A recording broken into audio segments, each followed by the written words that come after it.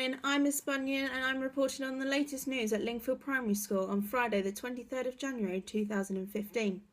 This week on Monday between 3:15 and 5 o'clock, a crime was committed in the Year 2 classroom whereby the Olympic gold medal was stolen. The Year 2 children had to become detective whereby they had to find out who had committed this theft. They were fortunate enough to be left behind 3 pieces of evidence, and they had to use these to find out who had done it. The first piece of evidence was a muddy footprint coming from the photocopier room.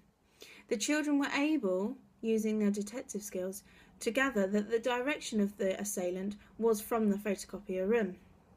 The second piece of evidence was a green tennis ball located near the teacher's chair.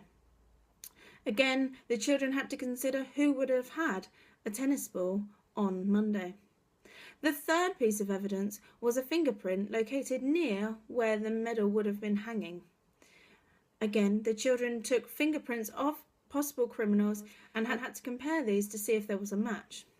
Despite having these pieces of evidence, the children could not decide who was their lead suspect. They had narrowed it down to a list of 3. They thought it could have been Mr. Winter, Mrs. Simmons, or even some of the office ladies.